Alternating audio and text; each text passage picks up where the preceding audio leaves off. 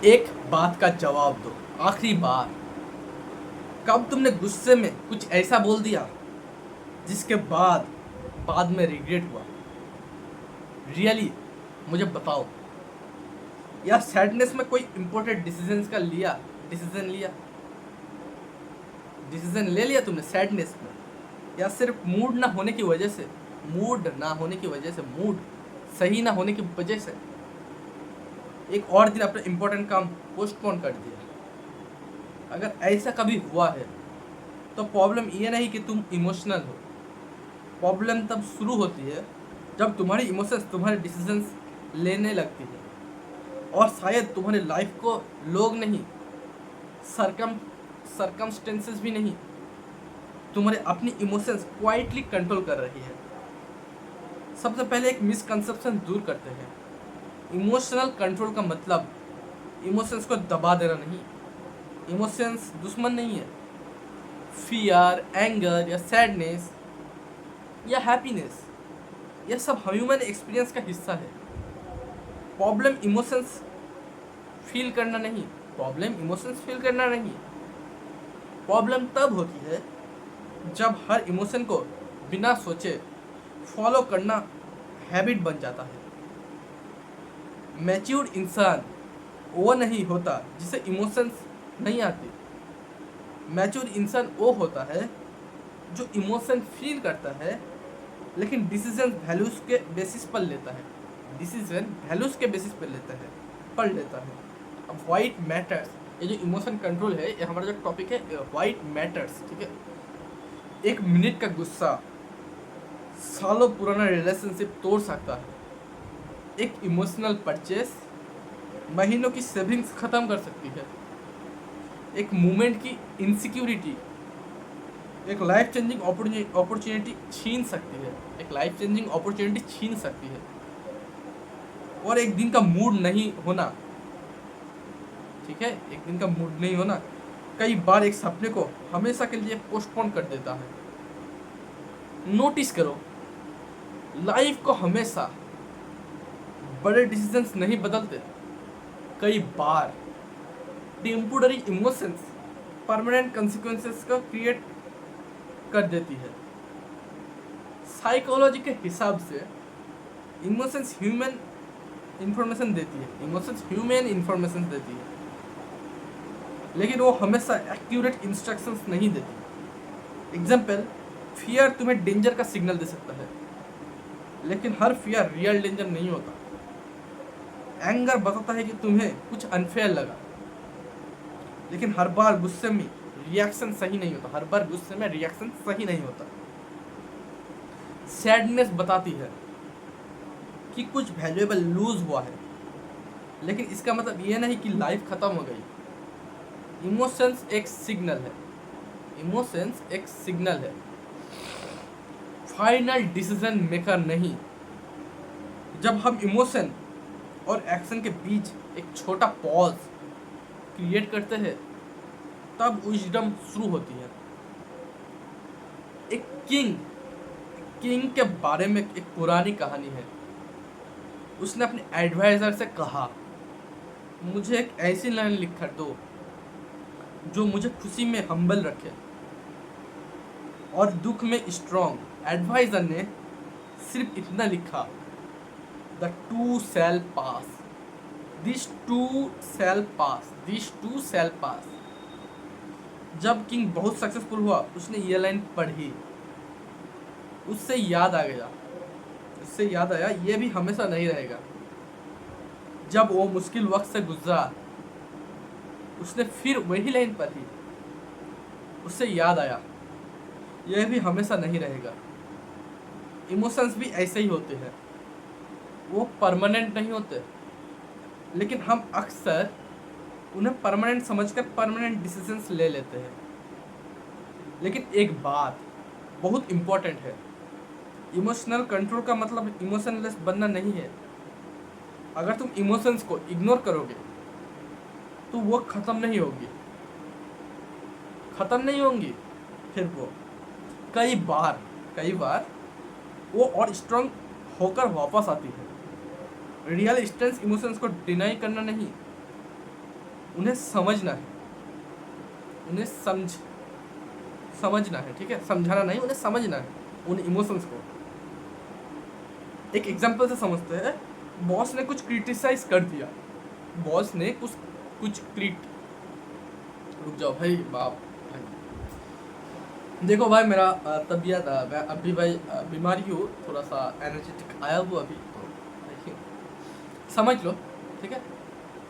Boss ने कुछ criticise कर दिया, तुम पूरा दिन अपसेट हो, एक नेगेटिव कमेंट आया, तुम कंटेंट बनाना ही छोड़ देते हो। एक दोस्त ने मैसेज का रिप्लाई लेट दिया, एक दोस्त ने मतलब अगर समझो कि बॉस ने तुम्हें क्रिटिसाइज कर दिया तो तुम पूरा दिन अपसेट रहते हो। एक नेगेटिव कमेंट आया, तुम कंटेंट बनाना ही छोड़ देते हो। एक दोस्त ने मैसेज का रिप्लाई लेट दिया,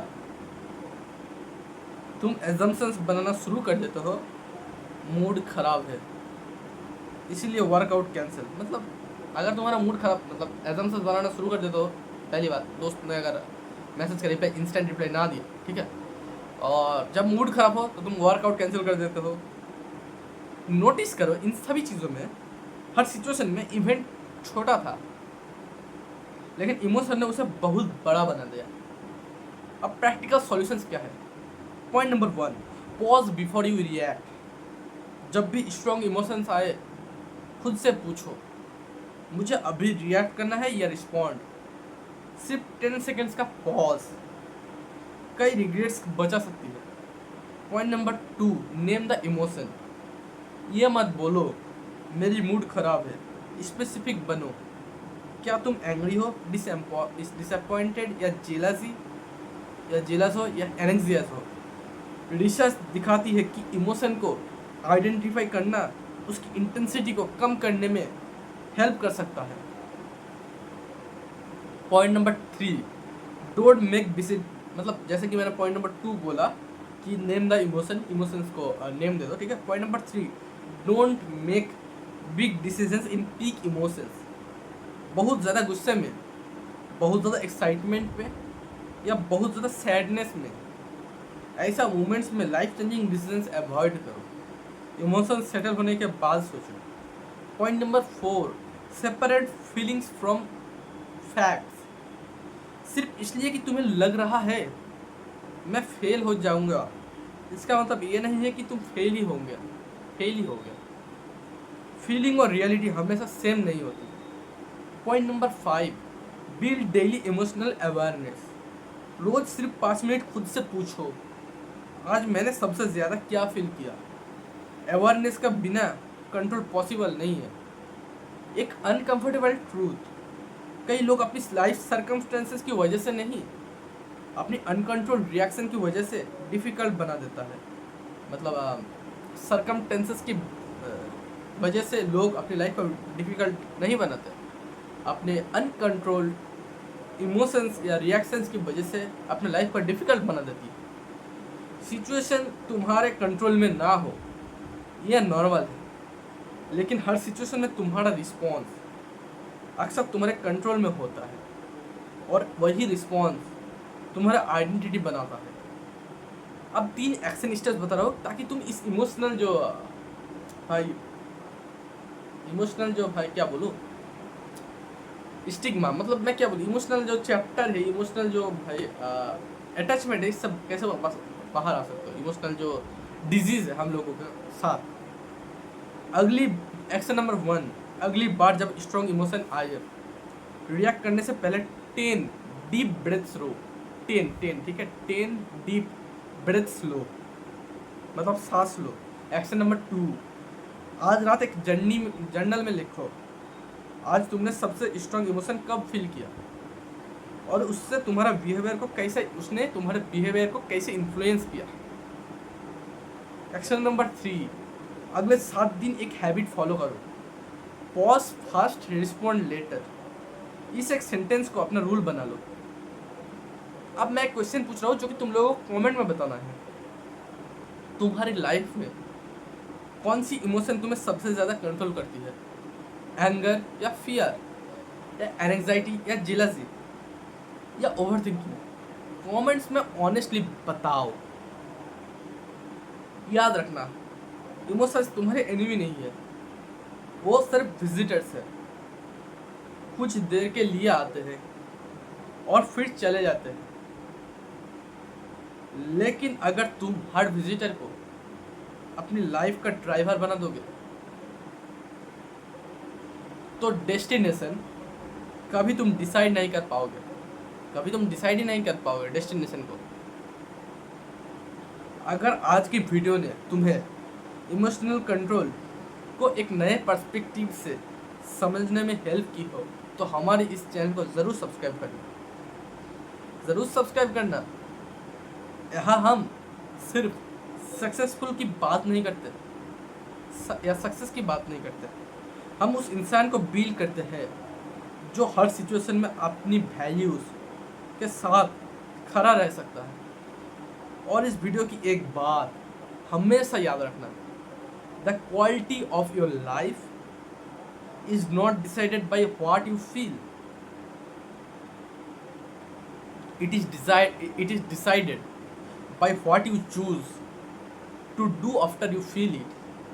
तो मिलते हैं गाइस नेक्स्ट वीडियो में, तब तक के लिए थैंक यू।